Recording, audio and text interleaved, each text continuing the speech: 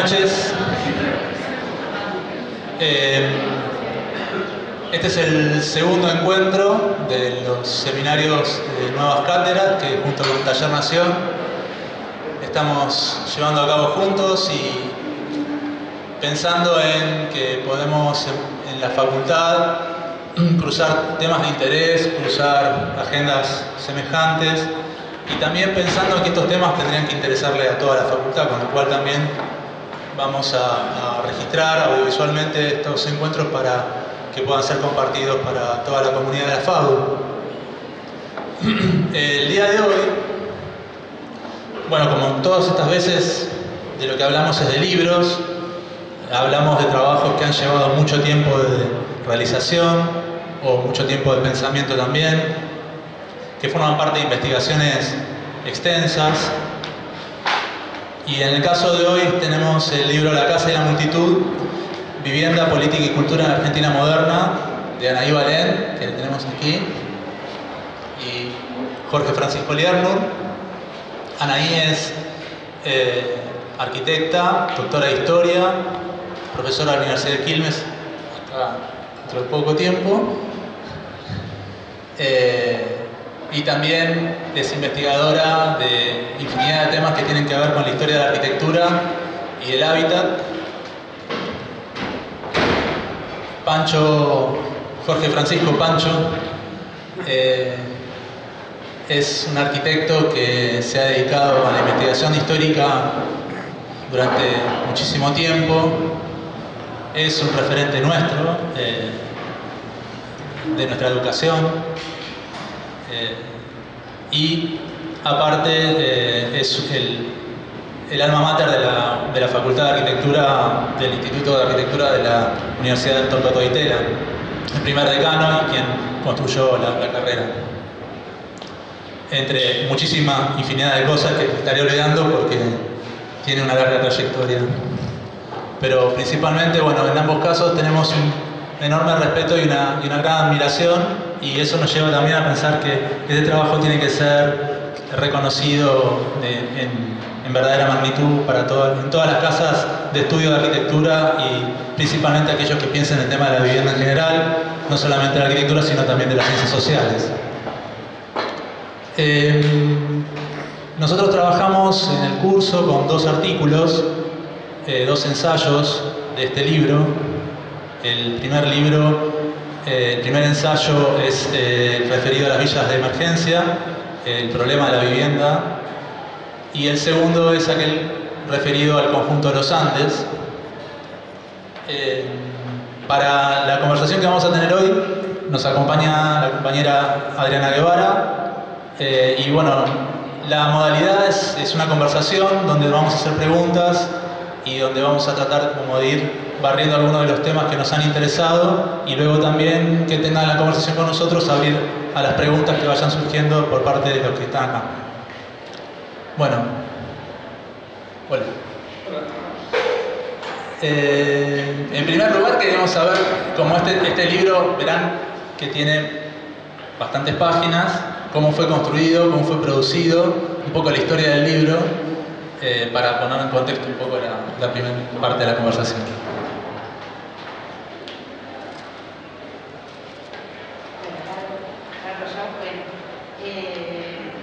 Muchas gracias a todos por estar aquí.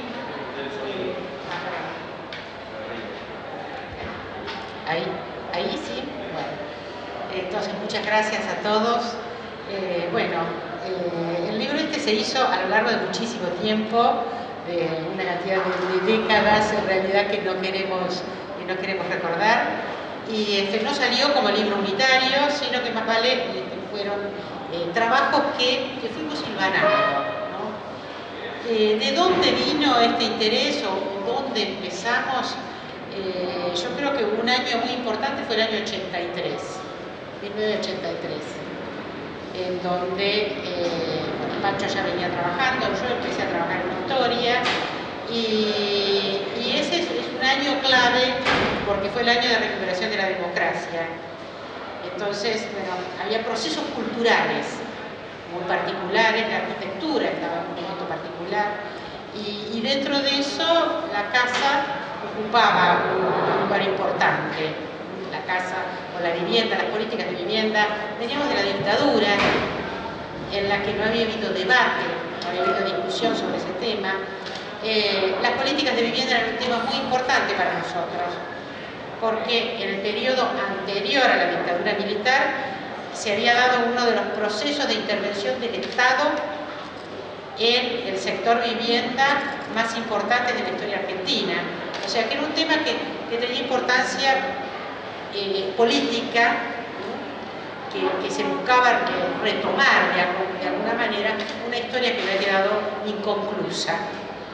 Por otro lado, para la arquitectura era un tema también muy importante, porque era un momento de revisión de la arquitectura y de discusión de la arquitectura moderna. Y para la arquitectura moderna la vivienda había sido el centro, había sido aquel lugar que se había propuesto resolver y que en muchos casos había terminado con fracasos, con notorios fracasos. Es decir, que un poco el destino de la arquitectura moderna en ese momento parecía que se jugaba alrededor de la vivienda. La historia era importante en ese momento, tal vez más importante para los arquitectos que lo que es ahora. Se discutía, justamente porque se discutía la historia de la arquitectura moderna, el posmodernismo traía la historia y eso la hacía particularmente importante. Así que para nosotros unir vivienda e historia tuvo muchos sentidos. Queda uno más y paso a Pancho para que incorpore lo que me interesa en hacer. Estamos en un momento también de cambio institucional y de renovación de la investigación en general, la investigación científica. Entonces estábamos en relación con otros grupos, con grupos de historiadores, con grupos de cientistas sociales, y había un intercambio muy intenso. Es decir, que no nos manteníamos exclusivamente dentro de los intereses que provenían de los arquitectos. La historia social era muy importante para nosotros, la historia política. Había cruces pero que hacían un tema particularmente intenso y que hacían que la vivienda no nos interesara solamente a nosotros, sino a otros historiadores, a otros científicos de la actualidad.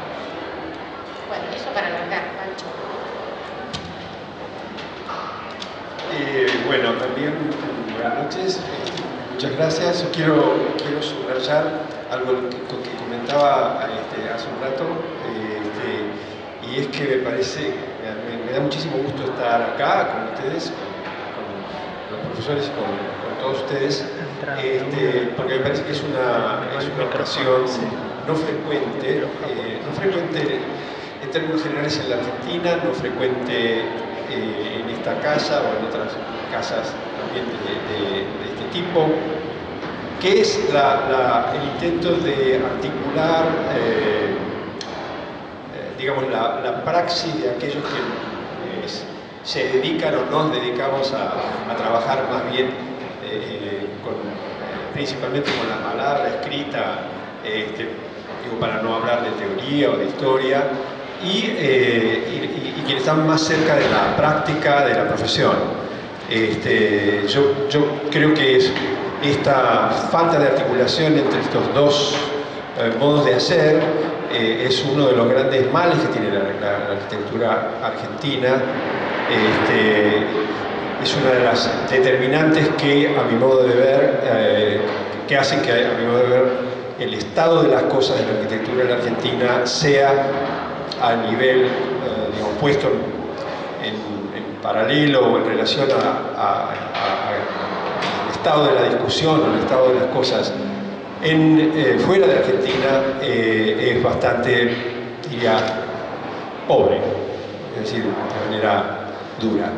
Entonces, y yo creo que, digo que una de las razones es que me parece que hay muy poca articulación entre estas. Entonces me parece que este intento de conversar y de traerlo a un taller de arquitectura y no necesariamente a un taller o a una materia de teoría o de historia, me parece que es muy, pero muy bienvenido. Yo les agradezco la iniciativa y los felicito por otra parte. Digo, no es que, no lo digo porque me gusta que me inviten, sino porque me parece que sería bueno que suceda más frecuentemente, de manera más amplia. Creo también, como decía hace un rato, que quienes nos dedicamos a esta otra parte de la praxis, también tenemos nuestra responsabilidad, en la medida en que me parece que muchas veces nos hemos ido alejando mucho del campo de la praxis profesional, en nuestras preocupaciones, en nuestros trabajos, en nuestras investigaciones, y también hemos contribuido a esa falta de articulación. Así que es un trabajo conjunto, ¿no? Dicho esto, y digamos, Anaí dijo la mayor parte de las cosas que yo podría también decir.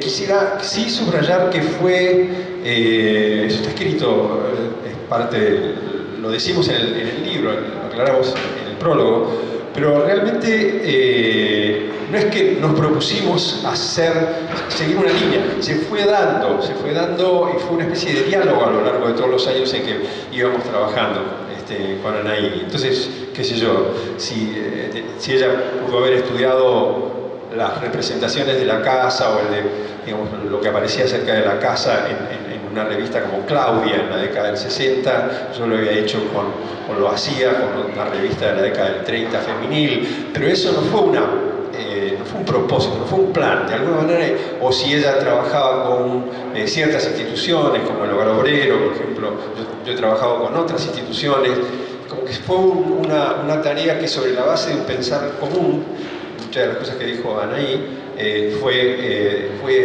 tejiéndose, casi como que el libro nos esperara al final del camino, ¿no? Era algo natural que tenía que ocurrir, y así se dio. Respecto de ese panorama que decía Anaí, yo le agregaría un par de nociones que me parece que también fueron importantes a la hora de encarar el libro. Uno fue el shock que nosotros tuvimos, como muchos otros, pero el shock que nos produjo leer a Foucault. O sea, eso fue muy, muy, muy importante, porque digamos, la casa y la vivienda, gracias a Foucault, dejaban de ser vistos simplemente como objetos técnicos, como programas sociales, pero de servicio me refiero, y pasaban a ser parte de lo que nosotros llamábamos en ese momento, o Foucaultianamente veíamos así, de estrategias de dominio, digamos, y de control social y de control sociocultural y demás. Entonces eso fue muy importante. O sea, la lectura de Foucault, el pensamiento de Foucault en ese momento fue importantísimo para que le diéramos esa importancia, y algo que nos llevaba a ver no solamente, qué sé yo, ciertos edificios, los edificios de la obra de un estudio contemporáneo o los edificios de Carnay, digamos, más de manera arquitectónica, sino también el dispositivo en que esos edificios se inscribían. Y eso creo que eso fue importante. Y al menos en mí, aunque creo que lo compartimos también había una noción que yo diría que venía más bien de otro lado, que era Gramsci, digamos, que era la idea de que hay una relación dialéctica, si se quiere, no sé si la palabra es la más correcta, pero es una relación de articulación, digamos, entre la arquitectura que llamamos arquitectura con mayúscula, la arquitectura en términos de la cultura arquitectónica, de la disciplina arquitectónica, por un lado. Cambien el micrófono. Está perfecto, gracias. Tengo que decir todo de nuevo.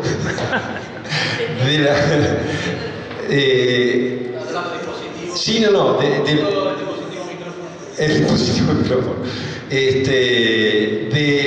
Lo que decía, de una relación entre la arquitectura en términos de disciplina, cultura, en el plano más alto profesional, y una producción vista como baja, como secundaria, como no importante, que es esto de... Por eso el libro se llama La casa y la multitud también, digamos, porque tiene que ver con dos dimensiones diferentes. Y entonces esa relación entre un mundo, entre comillas, alto y un mundo bajo, para nosotros era muy importante, y nos parecía como imposible entender ese mundo bajo, digamos, sin la tensión con la cultura alta, y viceversa. Tampoco se hacía posible entender fácilmente esa cultura de los arquitectos, para decir así, sin las tensiones que venían de ese mundo cotidiano, de ese mundo no institucionalizado. Y puede ser que haya sido una interpretación absolutamente equivocada, pero lo que estaba detrás de eso, como digo, era Gramsci. Y eso, no sé si usted está de acuerdo, pero digamos, la idea de que, para mí, digamos, la idea de que la casa de Victorio Campo operaba de esa manera. La casa de Victorio Campo era un gesto, con todo lo controvertido que puede ser, de vanguardia, pero en todo caso estaba ahí para decirle a mis viejos, por ejemplo, que si uno hacía una casa sin decoración y con las ventanitas nada más así y demás, bueno, eso lo hacía también alguien de la élite, digamos. O sea, ya antes lo había legitimado culturalmente alguien de la élite. Decía que no, eso es un valor. Entonces, no sé si se entiende, o sea, sin haberse legitimado eso como valor arriba, tampoco es comprado como valor, entre comillas, abajo. Entonces, y viceversa, ¿no? Para que se instale lo de arriba como valor tiene que haber un diálogo, porque si lo que hace es, qué sé yo, hacer cualquier otra cosa que no tenga nada que ver con la realidad, nunca se va a instalar tampoco en otro sentido. No sé, estas son algunas cosas que se me ocurre que pueden servir de introducción. ¿Puedo agregar algo de esto? Retomando lo que dice Pancho de la importancia de Foucault y de las ideas de Gramsci, en ese libro hay un artículo que escribió Pancho, que fue posiblemente el primero, que se llama, creo que, el dispositivo de la casa autoconstruida, y que, bueno, que a mí me parece que de alguna manera en ese trabajo primero que hizo Pancho, hay muchas cosas ya ahí contenidas, ¿no? Y bueno, una fue, por ejemplo, ver esto, ¿no? Que las ciudades argentinas en gran medida están construidas a través de la autoconstrucción, ¿no? Ahora bien, la autoconstrucción no es que simplemente la gente hizo lo que se le antojó de cualquier manera, sino que está metida dentro de políticas públicas. Y que la autoconstrucción también fue un problema para el Estado.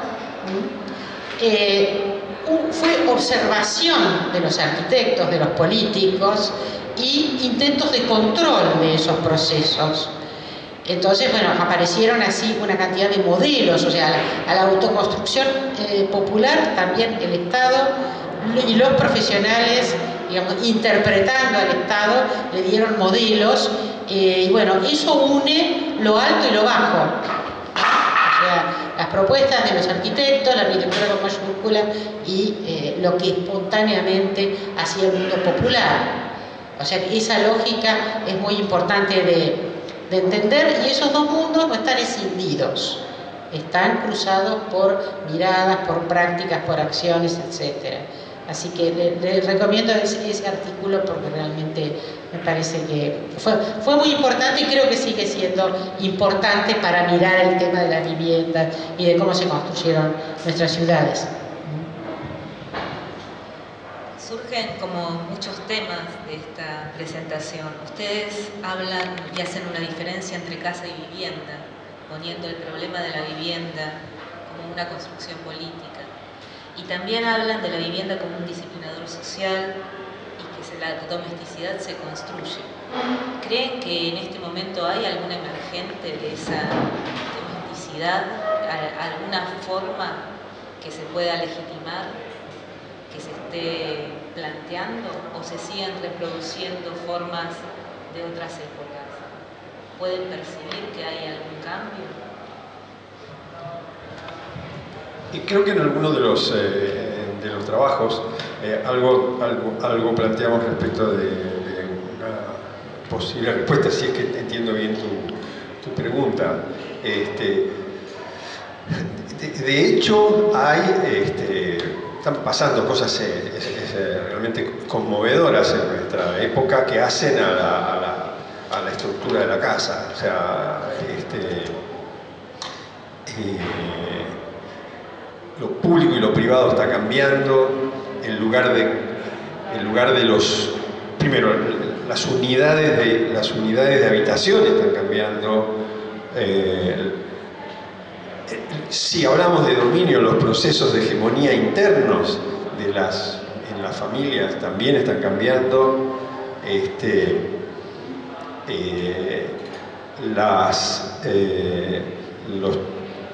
El reciente crecimiento de los servicios de delivery y bicicleta creo que acelera, por ejemplo, algo que ya está, que es todo el sistema del comer está cambiado, o sea, no es el mismo que hace 20 años, digamos, simplemente.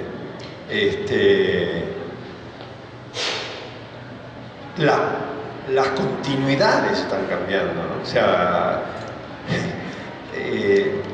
una casa sólida y permanente y de una cierta forma supone una familia sólida y permanente también de una cierta forma, cosa que obviamente está totalmente puesta en cuestión, ¿no? O sea, para no hablar de cosas más recientes, polémicas, discusión, todo lo que se quiere, pero que están en los diarios, están en la vida, como el poliamor, digamos. O sea, las transformaciones que están viendo, sean tecnológicas como sociales, son enormes. Y una de las razones, digamos, una de las expectativas un poco ingenuas, si se quiere, de haber querido publicar el libro. Nosotros nos imaginábamos que el libro podía ser leído por un diputado, o porque, ¿no? Sí, o que, digamos, pensábamos que el libro tendría que funcionar para justamente que poner en cuestión una repetición simplista de modelos que son antiguos. Digamos, también hay otro problema, y que es que la vivienda es un bien, y nosotros lo abordamos un poco, ¿no? Pero es un bien que tiene que ver con el ahorro también.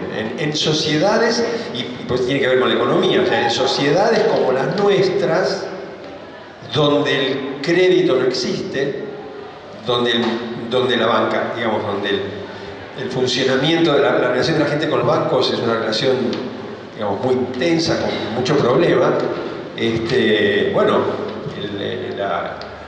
hay una tendencia a hacer sólido lo que en realidad, a transformar en sólido, porque se transforma en ahorro, lo que en realidad, desde muchos otros puntos de vista, uno plantearía, bueno, es absurdo que se siga pensando como sólido.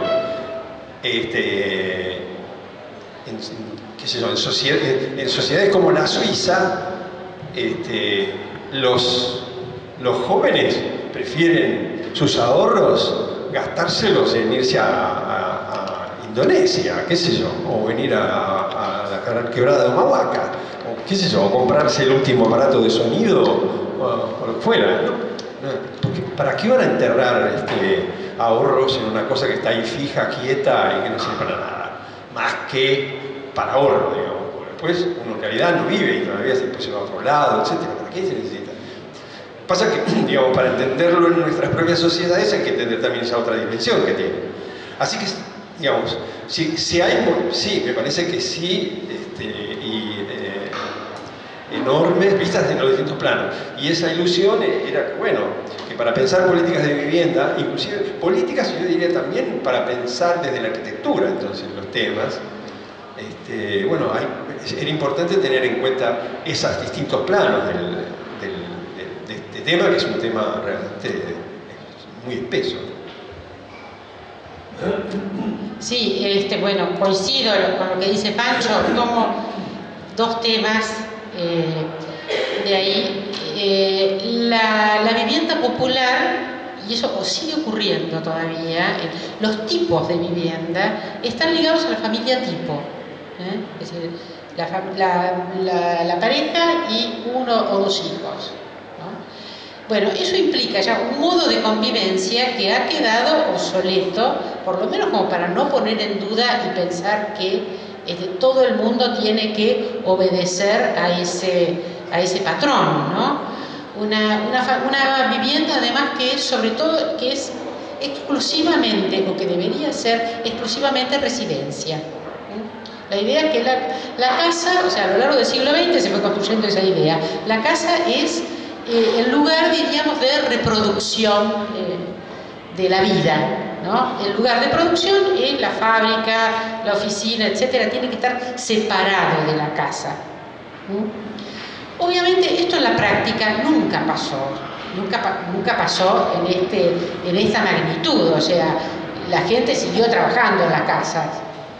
El trabajo nunca desapareció completamente, pero en las representaciones, en lo que se consideraba deseable, en lo que el Estado impulsaba en las políticas, el trabajo tenía que quedar afuera.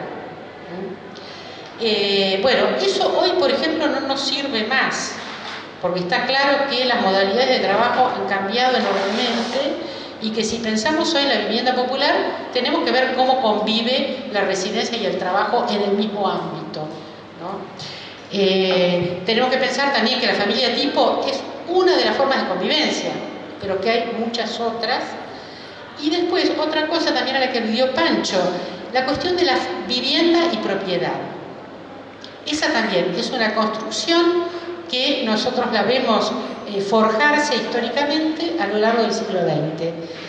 Y la idea de que el derecho a la vivienda, que también es una representación que surge en determinado momento histórico, se cumple cuando se accede a la propiedad de la vivienda, o cuando se piensa que una vivienda digna es aquella que se tiene que ver con la propiedad.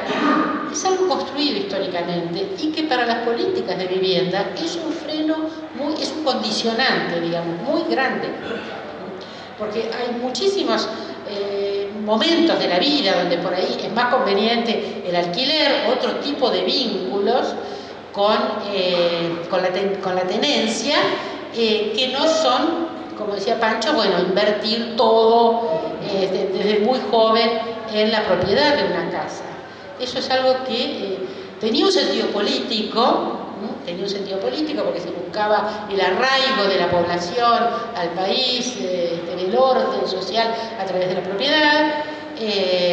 Para los usuarios también fue importante porque la historia de los alquileres de este país fue complicada, entonces, bueno, tener una casa siempre, la propiedad era como una especie de resguardo, pero realmente complica muchísimo la gestión y sería bueno que se pudiera revisar, tanto política como técnicamente.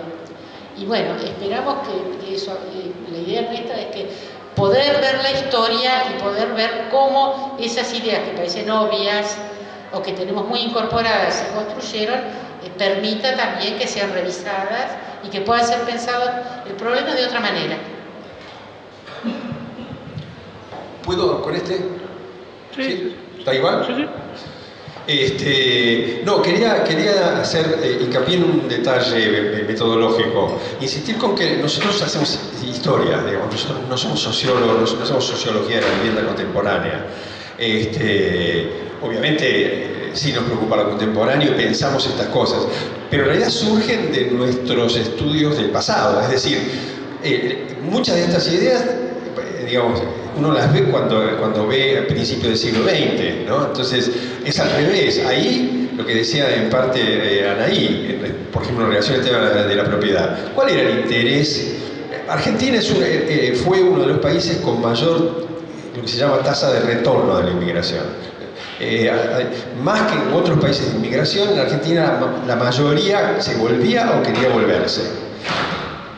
¿Qué sentido tenía que esa gente ahorrara? La idea del tano inmigrante que ponía la plata bajo el colchón y que comía cebolla y pan, era así, digamos, era media. O la ponía bajo el colchón o se la mandaba a Italia, a los parientes de Italia, porque quería volver. ¿Qué iba a tener una casa en propiedad? De ninguna manera, no le interesaba en absoluto. Por eso también, o sea, cuando uno analiza, claro que hay un lado de especulación edilicia tremendo en la construcción del sistema de los conventillos, por supuesto, y de dolor y de explotación y todo lo que se quiera.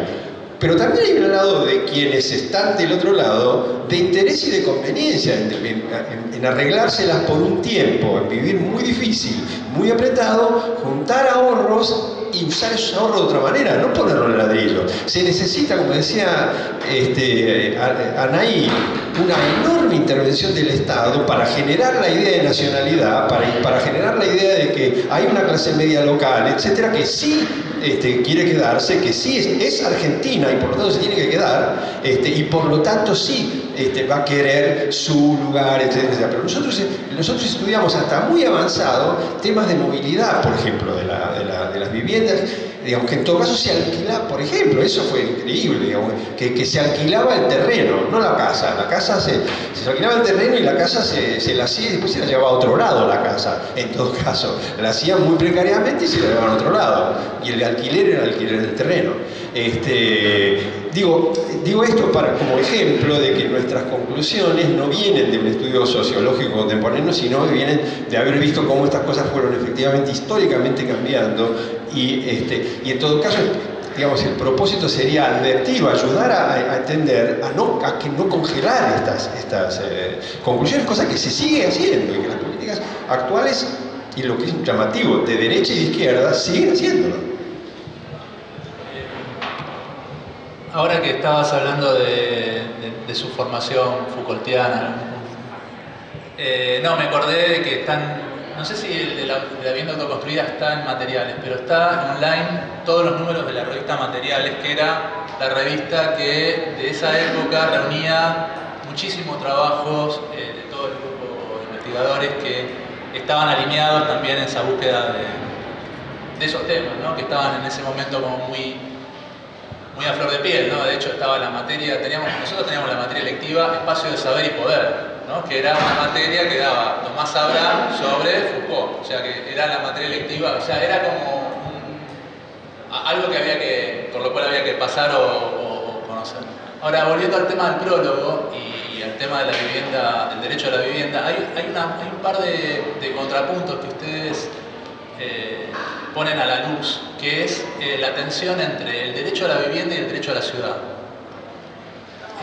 Principalmente porque nadie puede discutirlo, pero las políticas a la hora de actuar producen acciones muy puntuales que se desordenan en ese pensamiento, digamos, que no llegan a actuar de manera integral o por lo pronto, digamos, en el último caso cuando ustedes analizan algo del plan federal, algo de eso aparece. Y por otro lado, digamos, también la cuestión del valor de uso y el valor de cambio en la tradición, digamos, también de la historia del pensamiento, de cómo los bienes empiezan a ser propiedad y también a lo largo de nuestra historia, ¿no? Porque, digamos, la ley de propiedad horizontal también marcó un punto de inflexión en ese particular punto, ¿no? En la idea de constituir el derecho de la vivienda propia como una condición sin ningún otro cuestionamiento. La pregunta tiene que ver con esa dialéctica entre la vivienda como derecho y la vivienda como ¿cómo era lo que le he dicho? El derecho a la ciudad, el derecho a la vivienda. En ese punto, digamos, ¿cuál es, digamos, la reflexión que ustedes tienen en este momento al respecto? Porque ahí, más que un juicio histórico, están dando como una punta de lectura de la realidad a nivel social, digamos, por más que la materia de acción sea la historia, ahí están haciendo como una conclusión al respecto, ¿no? Nosotros creo que, y en ese particular capítulo lo releí por eso, para venir acá estoy estudiando. Creo que ahí hablamos de un tercer elemento que es el territorio. Porque si no se ponen juntos vivienda, ciudad y territorio, tampoco se termina de entender la complejidad del problema. Entonces, sin duda, esta relación vivienda-ciudad es importantísima, a punto tal de que en el origen de los asentamientos más pobres en las grandes ciudades, lo que predomina es el venir a ejercer el derecho a la ciudad, no es ejercer el derecho a la vivienda. Frente a la importancia del derecho a la ciudad y a ejercer el derecho a la ciudad, la gente más humilde prefiere sacrificar el derecho a la vivienda por ganar el derecho a la ciudad. Así que efectivamente es extraordinariamente importante, y justamente la disputa está sobre ese punto, sobre si se reduce el derecho a la ciudad para dar el derecho a la vivienda, ¿no? Que es toda la historia de la expulsión de la vivienda social o de la vivienda popular del centro a las periferias más desguarnecidas. Que es eso, es bajar el valor al derecho a la ciudad y subir el valor al derecho a la vivienda, digamos.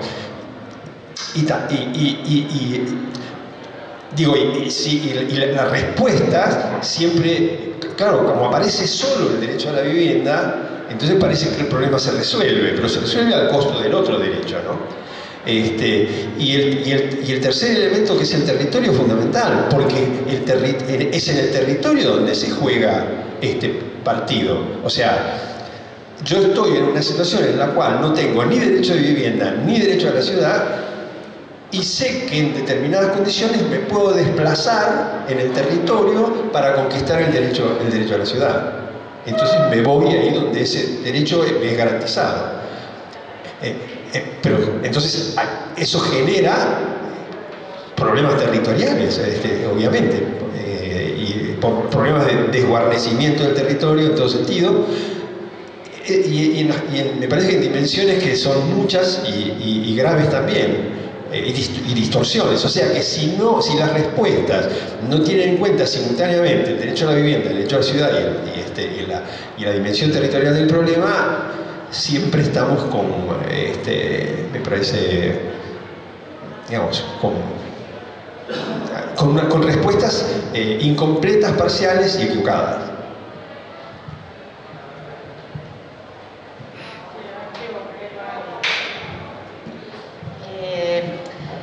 Me parece también que esa distinción que hacíamos ahí en el prólogo entre derecho a la vivienda y derecho a la ciudad tenía que ver con plantear que al menos en cierto momento, cuando pensamos la vivienda, tenemos que dejar de verla desde el punto de vista objetual, mejor dicho. No tenemos que reducirla al objeto vivienda y pensar más vale la vivienda como un dispensador de servicios. O sea, es un artefacto, digamos, que nos permite acceder a servicios que son servicios urbanos, desde los servicios públicos hasta la educación, el transporte, la recolección de basura, el alumbrado, etcétera, ¿no? Entonces, bueno, ¿qué es lo que permite a lo que permite acceder la vivienda desde ese punto de vista, ¿no? Y esto tiene que ver con una crítica que uno también la puede ver cómo se va construyendo en la historia, de cómo desde el Estado se va construyendo equipos técnicos, muchas veces con la mejor formación, con las mejores intenciones, pero que ven a la vivienda como un problema aislado y de manera muy objetual. que es lo que uno ve muchas veces en los planes de vivienda. Eso no fue siempre así. Cuando nosotros estudiamos principios del siglo XX, la relación entre vivienda y ciudad, ¿no?, y el tipo de tejido urbano que creaba cada tipo de vivienda era muy fuerte, estaba muy claro, y posteriormente eso parece haberse diluido, por lo menos no estar en la magnitud en que tiene que estar como problema. Así que bueno, también aparecía a propósito de eso, ¿no? Y bueno, me parece que también en ese sentido es importante lo que planteabas de la relación entre propiedad, vivienda en propiedad y los cambios en la propiedad horizontal y un objeto que avanza cada vez más hacia el valor de cambio, ¿no es cierto? El valor de cambio es obviamente muy importante, pero por otro lado sigue siendo un producto que se usa y sigue siendo además un producto al cual el usuario lo carga de una cantidad de expectativas afectivas, que tienen que ver con los sentimientos, con depositar esperanzas allí, ¿no? Y bueno, y es un producto que se usa, digamos, y se produce también en tensión entre esos dos mundos, ¿no? Diríamos que la casa es cada vez más vivienda, ¿no?, en el sentido de que es cada vez un artefacto regido por las técnicas o regido por el valor de cambio, pero ese componente de uso, de que es el lugar que nos alberga cotidianamente, nunca desaparece por completo, así que el valor de uso siempre está ahí en tensión con el otro.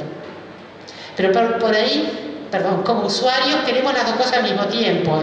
Queremos una casa que sea que colme todas nuestras expectativas, pero que además no pierda valor de reventa, ¿no? Bueno, ahí está la tensión entre los dos polos.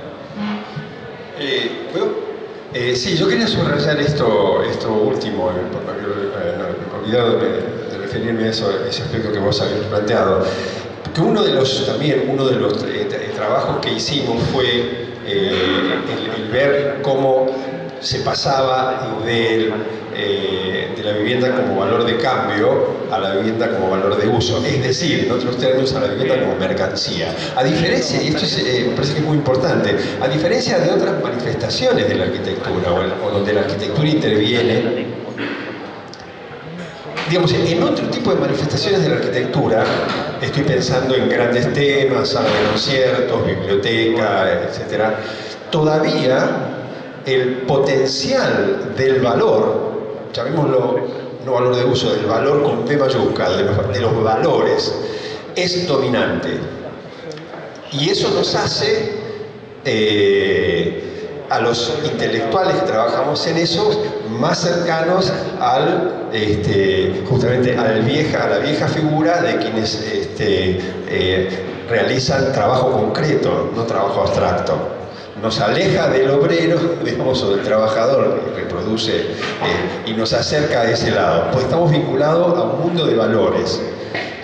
En ese aspecto, pero cuando irrumpe el tema de la vivienda en la arquitectura, irrumpe apuntando y llevándose todo por delante para transformarse en este sistema en el cual vivimos en pura mercancía, o sea, en ausencia absoluta de valor. De valor con B mayúscula, tiene que ser transaccional, igual, o sea, vivienda, mercancía, igual moneda, igual, o sea, eso quiere decir, falta totalmente de valor, puede pasar de acá allá, y estamos como arquitectos en ese dilema, en la tensión a generar valores, que es lo que todavía nos hace arquitectos, y no meramente técnicos o otra cosa, y un campo como el de la vivienda que exige la eliminación absoluta de todo valor, o sea, que exige la transformación en mercancía. Yo estaba pensando, cuando estábamos recién comentando, y me acordé de Lobos, en realidad es tan viejo como Lobos, ¿no? O sea, Lobos en definitiva dice eso, la casa no pertenece al ámbito de la arquitectura, ¿no? Porque yo creo que estaba viendo esto, estaba viendo que en realidad es la casa, la vivienda, diríamos nosotros, es ausencia de valor. En todo caso, digamos, él odia a la secesión que viene a ponerle cosita y acá estaríamos entrando en el capítulo de justamente la discusión sobre el barrio de los Andes. Entonces la decoracioncita, la particularidad, porque eso es adherir a un producto que es pura mercancía, insistir en adherir valor, cuando entra en contradicción.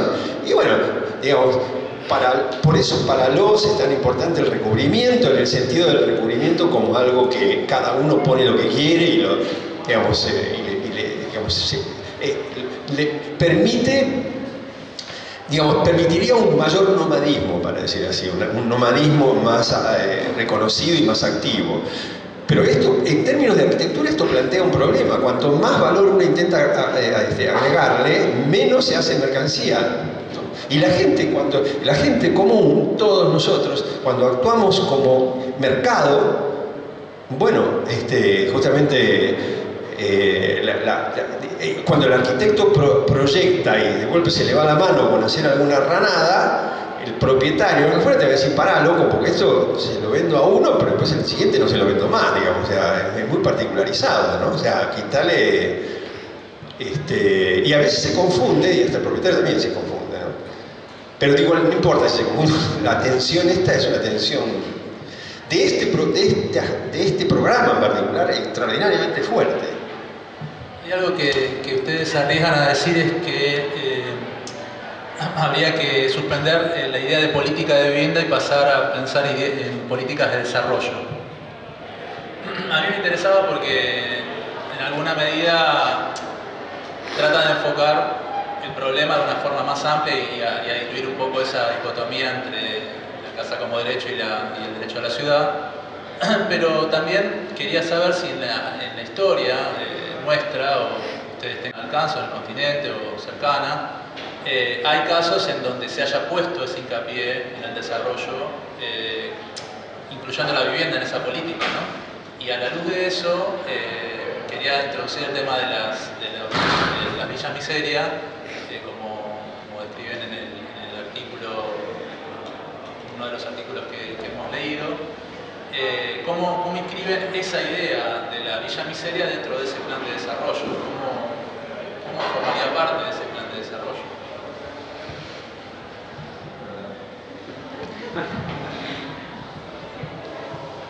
Bueno,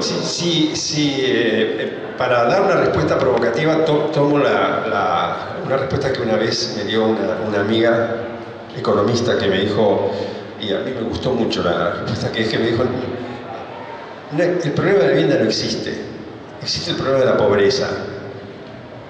Punto. O sea, en ese sentido uno tendría que volver a la discusión de la época de los Siam y de la década del 30, 40, de la formación de la arquitectura moderna, donde no existía la adjetivación problema de la vivienda social. Existía el tema de la vivienda, punto, masiva. Eso sí, porque había digamos, el crecimiento de las poblaciones urbanas y era un problema masivo, pero no era un problema social o no social. Y creo que de alguna manera en los lugares donde se ha conseguido cierto grado de desarrollo en términos generales, económico, cultural, social, efectivamente tiende a eso. O sea, a mí, si me preguntaste en relación con el tema de las villas miserias y demás, para mí el ideal, o sea, soy absolutamente opuesto a la idea de la cultura villera, reforzar la cultura del lugar, bla, bla, bla, bla. No, estoy totalmente en contra, digamos. Me parece que la gente tiene que poder vivir donde se le cante, donde se le dé la gana, ahí o en otro lado. Que no hay que de ninguna manera hay que fomentar que la gente, digamos, o sea, cualquiera de las clases medias de cualquier país lo que desearía es eso. Si tengo ganas de vivir en San Isidro hoy porque vive no sé quién, vivo, y si no, viviré en no sé dónde, y si no, me voy a Bariloche, qué sé yo. O sea, eso se llama libertad, digamos. Entonces, pero claro, por eso es el tema del desarrollo, porque digamos, lo que existe es mi amiga decía, no existe el problema de la vivienda, existe el problema del salario. El problema es el salario. La vivienda el problema de la vivienda es un síntoma, no es un problema en sí, es un síntoma de problemas que tienen que ver con el salario y con otro tipo de servicios, por supuesto, de públicos.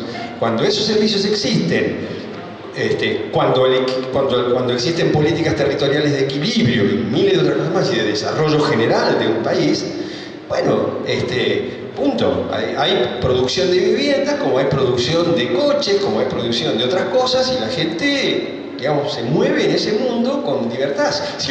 Claro, el problema es que en nuestras sociedades la mayoría no puede acceder, pero no puede acceder porque no tiene ningún salario, porque está desocupado y apenas tiene algunas ayudas estatales, porque tiene salarios muy bajos que como está el concepto de la idea de la propiedad, no le permiten acceder a la sociedad, a la propiedad. Y como tampoco hay alternativas públicas que le den la posibilidad de otras variantes que no sean la propiedad total de una vivienda hoy y para siempre, bueno, entonces tiene que ver con el efecto Villa Miseria, donde dicho por otra parte, un porcentaje altísimo alquila, ¿no? Y ese es otro tema complicado.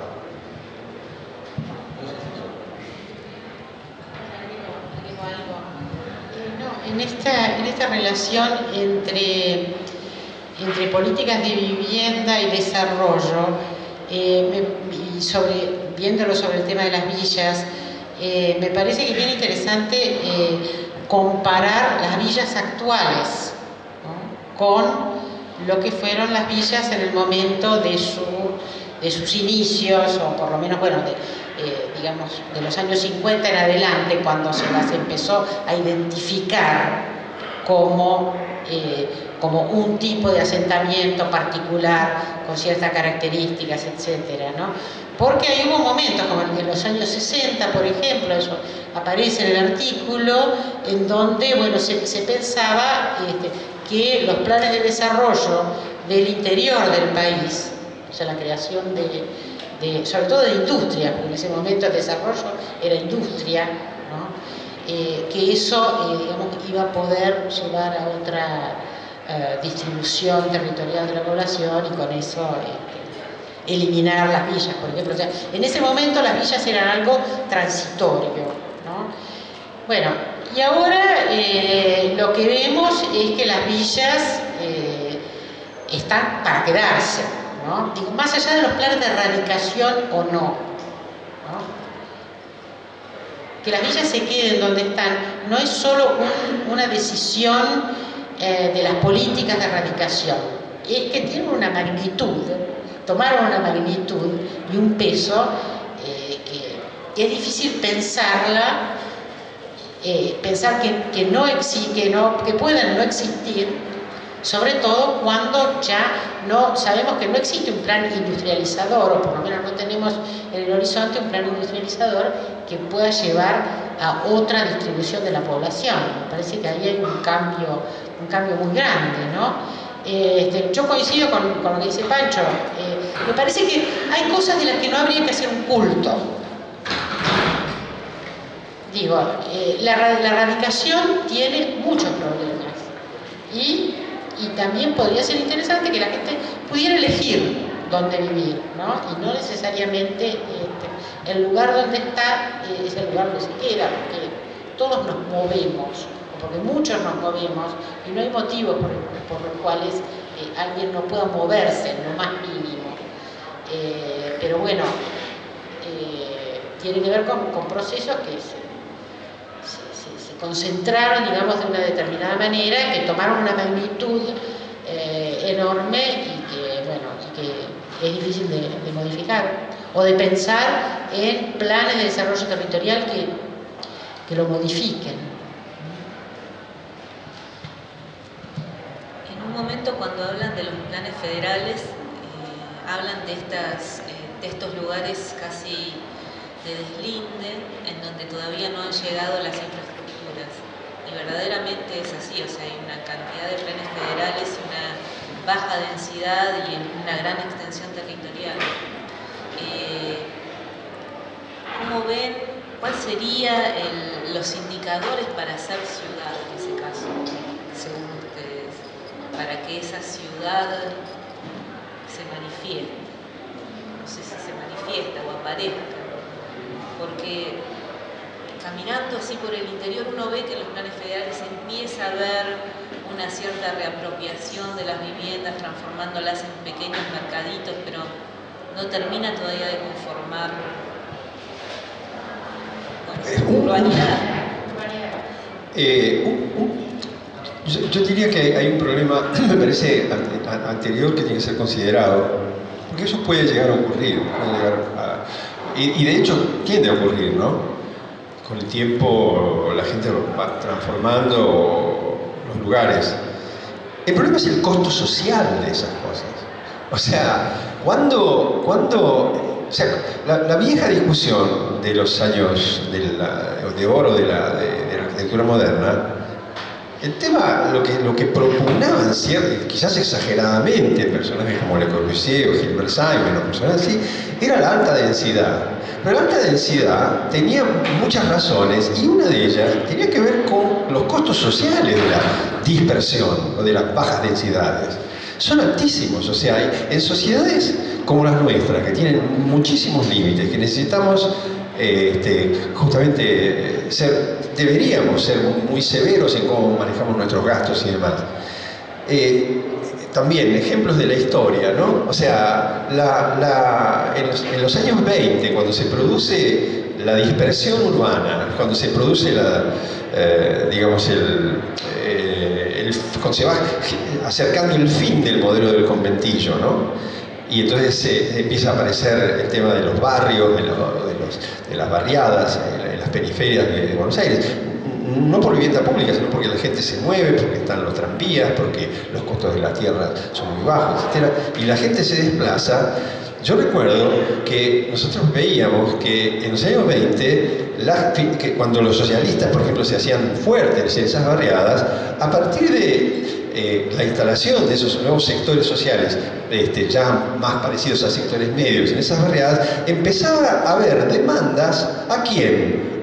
Al municipio, a la sociedad, de que bueno, ellos habían puesto, habían comprado el terreno, habían puesto la casita, ahora tráiganme la luz, tráiganme el asfalto, tráiganme las cloacas, etcétera, etcétera. Ahora, y lo mismo que pasó, por ejemplo, con el plan Eva Perón, exactamente lo mismo. O sea, en ese caso era un plan que atendía el derecho a la vivienda, pero estos otros temas no estaban incluidos, por lo tanto, la gente hacía una casita acá, la otra casita allá, la otra allá, en estos loteos que iban habiendo, y después, bueno, en ese momento resultaba fantástico, porque la persona ya hoy tenía la casita, pero esa persona después empezó a decir, bueno, pero pará, digamos, no tengo agua, no tengo luz, no tengo escuela, no tengo esto, no tengo lo otro, ponemos un dispensario, ponemos esto, ponemos lo otro, y esos son costos sociales.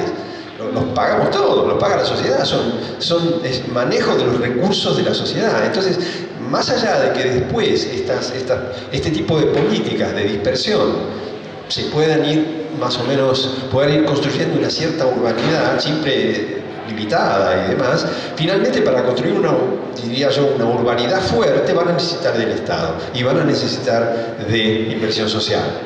Y entonces, de nuevo, o sea, eso es un gasto extra.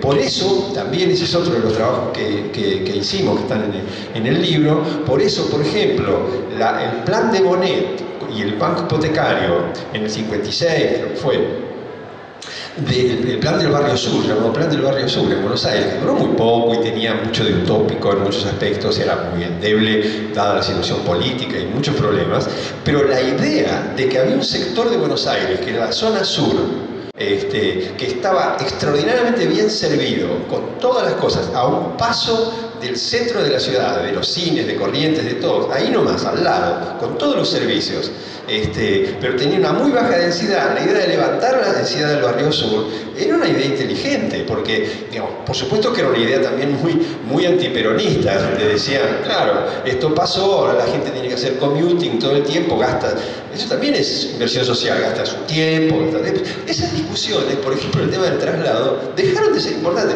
La idea de que el transporte está asociado al tema de la vivienda, o la vivienda al transporte, ha dejado de estar presente, pero era fuerte y era importante, porque bueno, la gente está bien, fenómeno, tiene su vivienda en Loma de Zamora, pero trabaja en el centro y con lo cual pierde de su vida 3 horas por día viajando, multiplica 3 por los días de su vida y se comió ¿cuánto sería? Un 20% de su vida viajando, qué sé yo. Entonces, me parece que, por eso digo, ese plan era muy interesante en ese sentido. Y digamos, creo que lo que se puede, espero, lo que se puede ver, estos son algunos de los ejemplos de las cosas que están en el libro, ¿no? Es que uno en el pasado encuentra, con dificultades, con problemas, encuentra discusiones de este tipo que son discusiones muy ricas, que pueden enriquecer el presente. No se trata de hacer de nuevo el Barrio Sur, pero se trata, me parece a mí, de mirar el plan de Bonet y lo que se discutió en ese momento con con este punto de vista y reconocer la inteligencia en este aspecto, en este sentido, ¿no? Y eso lo que lleva, por supuesto que uno no puede pretender que un pueblito de la provincia del Chaco tenga alta densidad, un pueblito cualquiera, estoy diciendo no importa dónde. Bueno, es otra cosa, también hay que ser cuidadosos con dónde estás refiriendo. Ahora, claro, a mí me ha tocado, en el poco tiempo que yo ejercí la profesión, de trabajar en el sur, en Santa Cruz, en planes de vivienda. Y lo que pasaba con los foreros era terrible. Los planes nuevos eran más grandes que las ciudades que había, que los pueblos que había, y era un contraste tremendo. Entonces no tenían nada que ver. Era al revés, se caía con unos conjuntos, digamos, musculosos, qué sé yo, en una pequeña ciudad de la provincia de Santa Cruz, que se le ponía al lado una especie de monstruo, de elefante, que no tenía nada que ver con esa densidad más delicada, más breve. Por eso digo, me parece que esto también es cuestión, obviamente, de no aplicar cliché de cualquier manera, ¿no? Ahora, yendo al tema de la densidad, podemos pasar al caso de los Andes, porque ahí hablan un poco del tema de la densidad, también en un contexto histórico particular. Calculo que en ese momento ustedes también tenían otras discusiones que dar, pero el tema de la densidad y de la manzana y del bloque y de la interpretación intelectual de esos temas y de las figuras de los arquitectos como intelectuales. La vez pasada que estuvo Adrián hablamos del concepto de historia intelectual, que es algo que nosotros no tenemos incorporado y que está bueno también llevarlo a este plano, ¿no? Al plano de quienes están pensando la ciudad desde un lugar, desde, no sé, para que lo lea el diputado, no sé, digo ese tipo de cosas, pero en un sentido en donde hay una aspiración a tener alguna incidencia en el campo intelectual y a producir alguna modificación en el sistema de pensamiento. En el caso de Leverterville, ustedes tratan como de explicar también la situación que para nosotros ahora, los que estudiamos sin esa referencia histórica, la tomamos como modélica y ustedes la están tomando como una anomalía, por usar palabras que usan para la villa de los 50, ¿no? O sea, como una situación anómala respecto al pensamiento sobre ciertos temas de escala, de densidad, de arquitecturas, un poco de la cuestión ornamental y demás. Como una experimentación. Bueno, o sea, en particular pienso que ahí para nosotros ahora nos hace como cierto ruido porque lo tenemos muy modelizado al caso de los Andes, ¿no? Bueno, ¿qué pensaban ustedes en ese momento cuando estaban contestando a esa polémica, una polémica entre dos artículos diferentes? ¿Y qué vida tomó eso a lo largo del tiempo? Si ahora tienen ese mismo pensamiento o cómo piensan el tema de las situaciones de la densidad respecto a como lo estaban pensando antes. Yo que tengo el micrófono. Yo lo primero que te iba a decir es que éramos tan jóvenes. Eso fue hace... Del 87, ¿no? Sí, 35.000 años. Por eso hago la preguntita. Antes de Cristo. Y nos peleábamos con todo el mundo, no solamente nos encantaba pelear, ¿no? Porque por ejemplo, ese trabajo nos dio mucho trabajo, nos reuníamos, le dedicamos un tiempo enorme para discutir con los artículos que habían salido de la revista de la Sociedad Central de Arquitectos. No eran necesariamente temas que estábamos trabajando un poquito, pero no, y además nos juntábamos con Graciela Silvestre, los tres a intercambiar, y no, esto, éramos muy jóvenes. Y pero de todas maneras sí había, está claro eso en la discusión. Y otra cosa que quería decir, que hoy, también haciendo mis deberes para hoy, releyéndolo, creo que no lo leía desde hacía mucho tiempo, decía, uy, qué enrevesado, por Dios, porque era muy como... mucha vuelta, y es muy retórico, pero en un momento me aburría de leerme a mí mismo, porque era... digamos, creo que no sé si pensar lo mismo ahí, pero yo creo que se podría haber hecho con la mitad de las páginas por lo menos. Los italianos tienen una alocución que a mí me encanta, que ellos dicen, de alguien que habla mucho, dice si parla doso, ¿no? Como alguien que se hace pipí encima, ¿no? Se hace encima, si parla no dopo. Nosotros ci scrivevamo addosso, nos escribíamos encima. Un poco excesivo. Pero de todas maneras, yo creo que lo principal de ese trabajo era tratar de, como dijo Anaí antes, en ese momento de los 80, había un matrimonio entre historia y arquitectura vía posmodernismo, vía Rossi, etc. Y si bien era bienvenido en un sentido, porque bueno, la historia estaba presente, en otro sentido era terrible porque se banalizaba. La aproximación a la historia era una aproximación banal, algo que venía del pasado era la historia, entonces lo usábamos como se nos daba la gana y decíamos lo que se nos daba la gana. Entonces nosotros estábamos empezando nuestra carrera, si se quiere, profesional en la historia, o digamos, más de dedicarnos. Entonces creo que fue también, aparte de la discusión ideológica, fue un intento de decir, hablemos en serio de historia. Digamos, tratemos de hablar, por lo menos, no sé si hablemos, pero tratemos de hablar en serio. Si nos referimos a una cosa del pasado, tratémosla seriamente, y no afirmemos así a la volada, estos son 1000 porteños felices y estamos contentos con eso, digamos, o no afirmemos a la volada, esta es una respuesta de resistencia, etcétera, ¿no?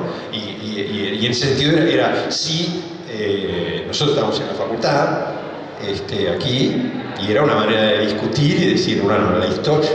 En ese momento pensábamos que la historia era historia, digamos, la mayoría, Anaí, vos estabas haciendo el doctorado, la mayoría estaba haciendo su doctorado y demás, entonces con la fuerte creencia y muy influidos por otros colegas de la historia y demás que fueron muy importantes, y entonces había una vocación muy fuerte de la idea de romper con una tradición argentina que era que los arquitectos eran historiadores. Es más, yo recuerdo en discusiones aquí en esta casa con